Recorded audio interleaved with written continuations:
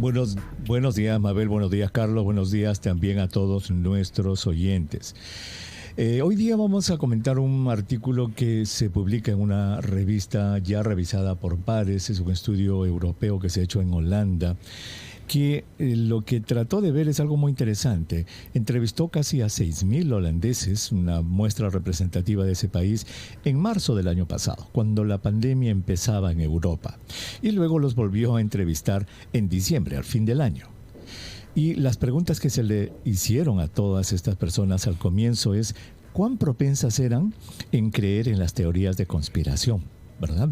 Acerca de COVID-19, si es que el virus había sido creado en un laboratorio, si es que había una fuerza oculta en el planeta que quería apoderarse de las mentes de las personas, si es que creían de que los chips iban a ser implantados y todo ese tipo de teorías de conspiración. Y entonces lo que hicieron fue comparar cuál había sido, digamos, el estado de salud de estas personas en estos meses.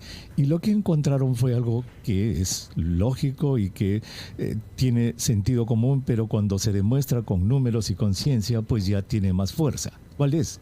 De que las personas, de que en el mes de marzo tenían esta tendencia a creer en las teorías de conspiración, habían tenido más casos de COVID-19, habían sido hospitalizados más y habían quedado con el síndrome del COVID largo, es decir, su salud se perjudicó en estos meses de la pandemia. Entonces, la conclusión lógica de este estudio es que aquellas personas que creen en teorías de conspiración y que están con todas esas ideas en la cabeza, obviamente no se cuidan, y al no cuidarse caen víctimas de la infección y sufren las consecuencias de COVID-19. Y se concluye obviamente en que hay necesidad de hacer más campañas educativas, de alertar a la población de que esas teorías pues no tienen ningún asidero, pero también en la literatura que ellos citan, hablan de que estas teorías de conspiración no caen en cualquier terreno, y esto es algo hasta cierto punto controversial, Mabel, Carlos. ¿En qué sentido? En que para que tú creas en una teoría de conspiración, tienes que tener cierta actitud mental desde chico, desde jovencito. Siempre tienes que estar, digamos, haber creído este tipo de cosas, tener esa personalidad, entre comillas, como para creer en ese tipo de cosas. Y que ellos son víctimas de lo que se llama el sesgo de selección. Y el sesgo de selección es una condición en la cual cuando tú lees algo, tú buscas algo que refuerce tus creencias y que cuando encuentras algo que refuerza tus creencias, tú la crees y no crees a los demás. Doctor, ¿y esto no tiene que ver nada con el nivel de instrucción ni nada por el estilo, o sí? No, esto no tiene que ver absolutamente nada con el nivel de instrucción académica, universitaria, escolarizada. No, esto es algo, por eso te digo que es controversial. Pues parece que es así como existen personas, por ejemplo, que tienen cierta tendencia a desarrollar adicciones en su vida.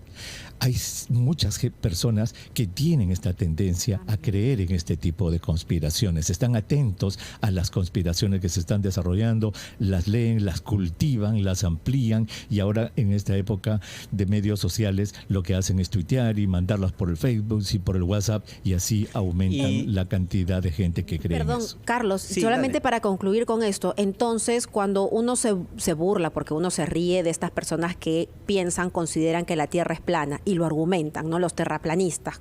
Y uno se ríe porque dicen caramba. Pero entonces hablamos que son personas que tienen cierta condición.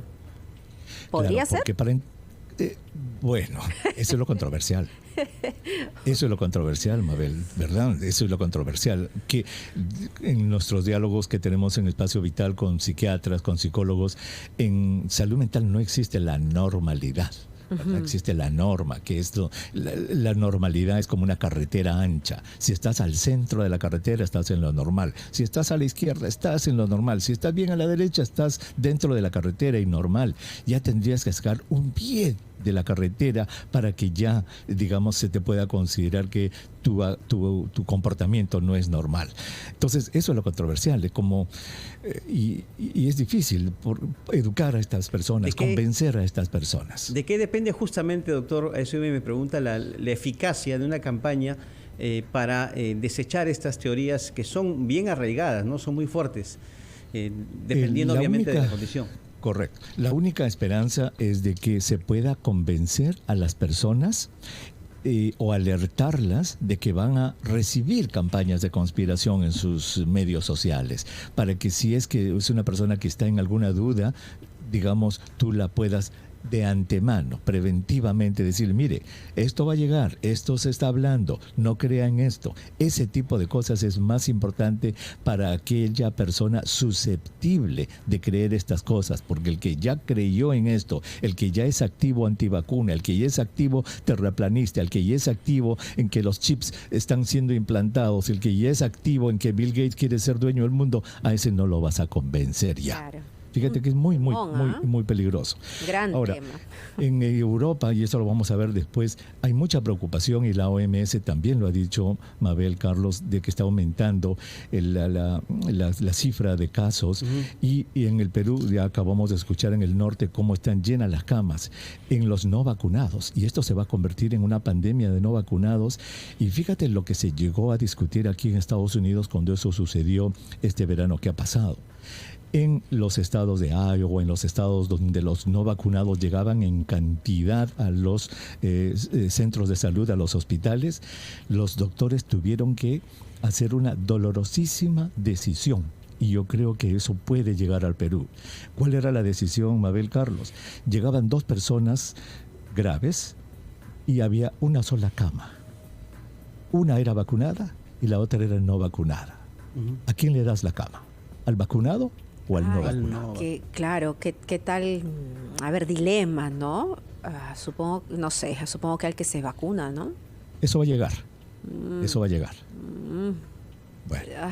Bueno. Qué dilema, efectivamente. Qué dilema moral tan grande. Muy bien, doctor. Muchísimas gracias. Sumamente interesante lo que ha expuesto esta mañana y da para una discusión larguísima, ¿no? Sobre aquellas personas que creen en estas teorías de la conspiración. Lo escuchamos a las 3 de la tarde en Espacio Vital. Son las 7:40.